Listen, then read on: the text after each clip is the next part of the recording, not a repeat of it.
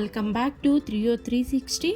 ಇಂದಿನ ವಿಡಿಯೋದಲ್ಲಿ ನಾನು ನಿಮಗೆ ಧನುರ್ಮಾಸ ಪೂಜೆ ಬಗ್ಗೆ ತಿಳಿಸ್ಕೊಟ್ಟಿದ್ದೆ. ಹಾಗೆ ಇವತ್ತು ಧನುರ್ಮಾಸದಲ್ಲಿ ಬರುವಂತಹ ಮುಕ್ಕೋಟಿ ಏಕಾದಶಿ ಅಂದರೆ ವೈಕುಂಠ ಏಕಾದಶಿ ಅದ್ರ ಬಗ್ಗೆ ನಿಮಗೆ ತಿಳಿಸ್ಕೊಡ್ತಿದ್ದೇನೆ.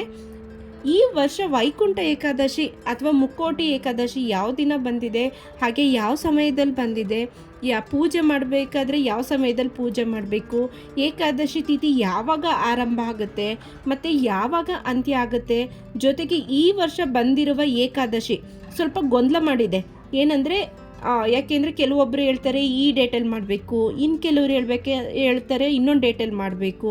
ಸೊ ಈ ಥರ ಗೊಂದಲ ಇರೋದ್ರಿಂದ ಪೂಜೆ ವ್ರತ ಮಾಡೋರಿಗೆ ತುಂಬಾ ಕಷ್ಟ ಆಗ್ತದೆ ಅಂತ ಹೇಳ್ಬೋದು.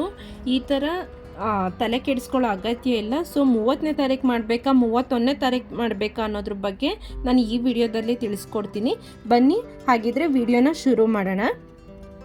ಏಕಾದಶಿಗಳಲ್ಲೇ ಅತ್ಯಂತ ಶ್ರೇಷ್ಠವಾದ ಏಕಾದಶಿ ಯಾವುದಪ್ಪ ಅಂತ ಅಂದರೆ ಮುಕ್ಕೋಟಿ ಏಕಾದಶಿ. ಅದೇ ಇವಾಗ 30-31ನೇ ತಾರೀಕಲ್ಲಿ ಯಾವ ಡೇಟ್ಗಳಲ್ಲಿ ಬಂದಿದೆ ಅದೇ ವೈಕುಂಠ ಏಕಾದಶಿ. ಗೊತ್ತಾಯ್ತಾ? ಈ ವೈಕುಂಠ ಏಕಾದಶಿ ದಿನ ಉಪವಾಸ ಇದ್ದು ವೈಕುಂಠ ದ್ವಾರ ಮುಖಾಂತರ ನಾವು ದೇವ್ರ ದರ್ಶನ ಮಾಡಿದ್ರು ಅಂದರೆ ಅಂಥವ್ರ ಪಾಪಗಳೆಲ್ಲ ನಿವಾರಣೆ ಆಗಿ ಮೋಕ್ಷ ಪ್ರಾಪ್ತಿ ಆಗುತ್ತೆ ಅಂತ ಹಿರಿಯಕರೆಲ್ಲ ಹೇಳ್ಕೊಂಡು ಬಂದಿದ್ದಾರೆ. ಹಾಗೆ ಈ ವರ್ಷ ವೈಕುಂಠ ಏಕಾದಶಿನ ಯಾವ ದಿನ ಮಾಡಿದ್ರೆ ಹೆಚ್ಚು ಫಲ ಸಿಗುತ್ತೆ ಅಂತ ಇವಾಗ ನಾವು ತಿಳ್ಕೊಳ್ಳೋಣ. ಈ ವರ್ಷ ಅಂದರೆ 2025 ಡಿಸೆಂಬರ್ 30 ಮಂಗಳವಾರ ಬಂದಿದೆ. ಹಾಗೆ ಕೆಲವೊಂದು ಕ್ಯಾಲೆಂಡರಲ್ಲಿ ಡಿಸೆಂಬರ್ 31 ಬುಧವಾರನೂ ಕೂಡ ಬಂದಿದೆ. ಸೊ ಈಗ ಕೆಲವ್ರು ಏನಂತಾರೆ 31ನೇ ತಾರೀಕು ಮಾಡಬೇಕು 30ನೇ ತಾರೀಕು ಮಾಡಬೇಕು ಅಂತ ಇದೆ.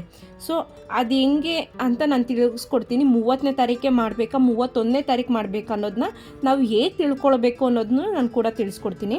ಹಾಗಿದ್ರೆ ಏಕಾದಶಿ ತಿಥಿ ಯಾವಾಗ ಆರಂಭ ಆಗುತ್ತೆ ಹಾಗೆ ಯಾವಾಗ ಅಂತ್ಯ ಆಗುತ್ತೆ ಅಂತ ತಿಳ್ಕೊಳ್ಳೋಣ. ಫಸ್ಟು ಏಕಾದಶಿ ತಿಥಿ ಬಂದು 30ನೇ ತಾರೀಕು ಮಂಗಳವಾರ 7:50ಕ್ಕೆ ಶುರುವಾಗುತ್ತೆ. ಹಾಗೆ 31ನೇ ತಾರೀಕು ಬುಧವಾರ ಬೆಳಗಿನ ಜಾವ 5 ಗಂಟೆಗೆ ಮುಗಿಯುತ್ತೆ. ಆಯಿತಾ? ಯಾವಾಗ ನಾವು ವ್ರತ ಪೂಜೆ ಮಾಡಬೇಕು ಅಂತ ಅಂದ್ಕೊಳ್ತೀವಿ ಆವಾಗ ನಾವು ತಿಥಿನ ನೋಡಿಕೊಂಡ್ರೆ ಸಾಕಾಗುತ್ತೆ.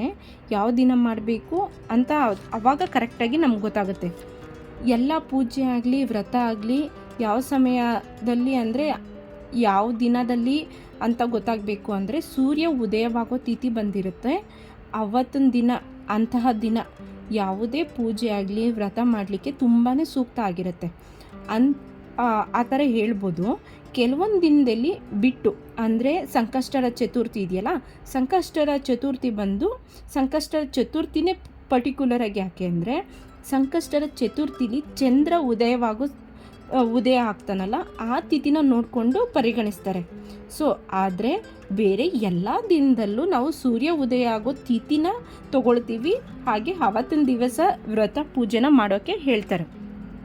ಇಲ್ಲಿ ನಮಗೆ 30ನೇ ತಾರೀಕು ಹಾಗೂ 31ನೇ ತಾರೀಕು 2 ದಿನದಲ್ಲಿ ಏನಂದರೆ ಗೊಂದಲ ಮಾಡ್ಕೊಬಿಟ್ಟಿದ್ದಾರೆ ಎಲ್ಲರೂ. ಇಲ್ಲಿ ಹೆಚ್ಚಿನ ಪ್ರಮಾಣ ಏಕಾದಶಿ ತಿಥಿ ಏನಿದೆ ಅದು 30ನೇ ತಾರೀಕೆ ಇದೆ. ಬಟ್ ಕೆಲವರು 31ನೇ ತಾರೀಕು ಅಂತ ತುಂಬಾ ಕನ್ಫ್ಯೂಸ್ ಮಾಡ್ಕೊಳ್ತಿದ್ದಾರೆ, ಗೊಂದಲ ಮಾಡ್ಕೊಳ್ತಿದ್ದಾರೆ. ಸೊ ಸೂರ್ಯ ಉದಯ ಆಗೋ ತಿಥಿ ಕೂಡ 30ನೇ ತಾರೀಕೆ ಇದೆ.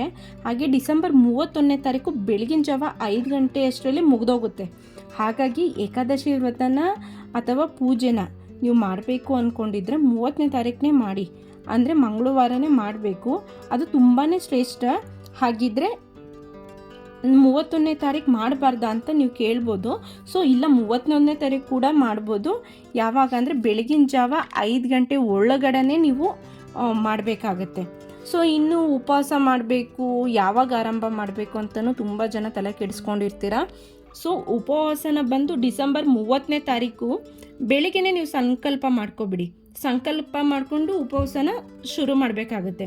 ಸೊ ಯಾರೆಲ್ಲ ಹುಷಾರು ತಪ್ಪಿರ್ತೀರಾ, ಪ್ರೆಗ್ನೆಂಟ್ ಲೇಡೀಸ್ ಇರ್ತೀರಾ, ಚಿಕ್ಕ ಮಕ್ಕಳಿರ್ತೀರಾ, ಸೊ ನೀವು ಹೊರಗಡೆ ಹೋಗಬೇಕಾಗತ್ತೆ, ಉಪವಾಸ ಇದ್ದು ವ್ರತ ಮಾಡೋಕ್ಕಾಗಲ್ಲ ಅನ್ನೋರು ಬಿಟ್ಬಿಡಿ, ಮಾಡೋಕ್ಕೆ ಹೋಗಬೇಡಿ. ಉಪವಾಸ ಇದ್ದು ಮಾಡಬೇಕನ್ನೋದು ಏನೂ ಇರಲ್ಲ. ದೇವ್ರ ಮೇಲೆ ಭಾರ ಹಾಕಿ ಬಿಟ್ಬಿಡಿ. ಹಾಗೆ ಯಾವ ರೀತಿ ಉಪವಾಸ ಮಾಡಬೇಕು ಅನ್ನೋದೆಲ್ಲ ನಿಮಗೆ ಬಿಟ್ಟದ್ದು, ನಾವು ಹೇಳೋಕ್ಕಾಗಲ್ಲ ಅದನ್ನೆಲ್ಲ. ಆದರೆ ನಿಮ್ಮ ಮನೆ ಪದ್ಧತಿ ನಿಮ್ಗಳಿಗೆ ಹಾಗೆ ಬಂದಂಗೆ ನೀವು ಉಪವಾಸನ ಮಾಡ್ಕೊಂಡು ಹೋಗಬೇಕಾಗತ್ತೆ. ಮತ್ತು ಕೆಲವರು ಯಾವಾಗ ಪೂಜೆ ಮಾಡಬೇಕು ಅಂತಲೂ ತುಂಬ ಯೋಚನೆಯಲ್ಲಿರ್ತಾರೆ. ಸೊ ಚಿಂತೆ ಬೇಡ, ನೀವು ಯಾವ ಸಮಯದಲ್ಲಾದರೂ ಪೂಜೆ ಮಾಡ್ಬೋದು. ಅಂದರೆ ರಾಹುಕಾಲ ಬಿಟ್ಟು ಬೆಳಗ್ಗಿಂದ ಸಂಜೆವರೆಗೂ ಯಾವ ಟೈಮಲ್ಲಾದರೂ ಬೇಕಾದರೂ ಪೂಜೆ ಮಾಡೋದು. ಬೆಳಗ್ಗೆ ಆದರೂ ಮಾಡಿ, ಸಂಜೆ ಆದರೂ ಮಾಡಿ, ನಿಮ್ಗೆ ಅನುಕೂಲ ಅದು. ಇನ್ನು ಡಿಸೆಂಬರ್ 31ನೇ ತಾರೀಕು ಬುಧವಾರ ಏನಿದೆ ಅವತ್ತು ಪೂಜೆ ಮಾಡ್ತೀನಿ ಅಂತ ಹೇಳೋರು ನೀವು ಬ್ರಾಹ್ಮಿ ಮುಹೂರ್ತದಲ್ಲೇ ಮಾಡಿ, ಆಯಿತಾ. ಬ್ರಾಹ್ಮಿ ಮುಹೂರ್ತದಲ್ಲಿ ಮಾಡೋದ್ರಿಂದ ನಿಮಗೆ ಏಕಾದಶಿಲಿ ಪೂಜೆ ಮಾಡಿರೋ ಫಲ ಸಿಗುತ್ತೆ. ಇನ್ ಕೇಸ್ ನೀವು 5 ಗಂಟೆ 5:15 ಮಾಡ್ತೀನಿ 6 ಗಂಟೆಗೆ ಮಾಡಿದ್ದೀನಿ ಅಂದರೆ ಅದು ಒಳ್ಳೇದಾಗಲ್ಲ. ಬಟ್ 5 ಗಂಟೆ ಒಳಗಡೆ ಮಾಡಿದ್ರೆ ಒಳ್ಳೇದಂತೂ ಆಗುತ್ತೆ. 5 ಗಂಟೆ ಮೇಲೆ ಏಕಾದಶಿ ತಿಥಿ ಮುಗ್ದೋಗುತ್ತೆ. ಹಾಗಾಗಿ ನೀವು 5 ಗಂಟೆ ಒಳಗಡೆ ಮಾಡ್ಕೊಳ್ಳಿ. ಹಾಗೆ ಈ ಟೈಮಿಂಗ್ ಒಳಗಡೆ ಆದಷ್ಟು ಟ್ರೈ ಮಾಡಿ. 31ನೇ ತಾರೀಕು ಬಿಟ್ಟು 30ನೇ ತಾರೀಕೆ ಟ್ರೈ ಮಾಡಿ ಪೂಜೆ ಮಾಡೋದಕ್ಕೆ. ಹಾಗೆ ಈ ತುಂಬಾ ವಿಶೇಷ ಮತ್ತು ಶ್ರೇಷ್ಠವಾದ ದಿನ ಈ ಏಕಾದಶಿ. ಹಾಗಾಗಿ ಪ್ರತಿಯೊಬ್ಬರು ಕೂಡ ಯಾವ ಏಕಾದಶಿನೂ ನೀವು ಮಾಡದೇ ಇದ್ದರೂ ಕೂಡ ಪರವಾಗಿಲ್ಲ, ಈ ವೈಕುಂಠ ಏಕಾದಶಿ ಏನಿದೆ ತಪ್ಪದೆ ಮಾಡಿ. 7 ಜನ್ಮದ ಪುಣ್ಯ ನಿಮ್ಗೆ ಸಿಗಲಿ, ಸಂಪಾದನೆ ಮಾಡಿ. ಆ ಪುಣ್ಯ ನಿಮಗೆ ನಿಮ್ಮ ಮನೆಯವ್ರಿಗೆಲ್ರಿಗೂ ಸಿಗಲಿ. ಹಾಗೆ ಈ ವೈಕುಂಠ ಏಕಾದಶಿ ಮಾಡೋದ್ರಿಂದ ನಿಮ್ಮ ಸಕಲ ಕಷ್ಟಗಳನ್ನು ದೂರ ಆಗಲಿ ಅಂತ ನಾನು ದೇವರಲ್ಲಿ ಕೇಳ್ಕೊಳ್ತೀನಿ. ಈ ಎಲ್ಲ ಮಾಹಿತಿಯೂ ನಿಮ್ಗೆ ಇಷ್ಟ ಆಗಿದೆ ಅಂತ ನಾನು ಭಾವಿಸ್ತಾ ಇದ್ದೀನಿ. ಹಾಗೆ ಇದೇ ರೀತಿ ಯಾವುದಾದ್ರೂ ಮಾಹಿತಿಗಳು ನಿಮ್ಗೆ ಬೇಕಿದ್ದಲ್ಲಿ ನಮಗೆ ಕಮೆಂಟ್ ಮಾಡಿ, ನಾವು ಅದನ್ನು ಶೇರ್ ಮಾಡೋದಕ್ಕೆ ತುಂಬಾ ಪ್ರಯತ್ನ ಪಡ್ತೀವಿ.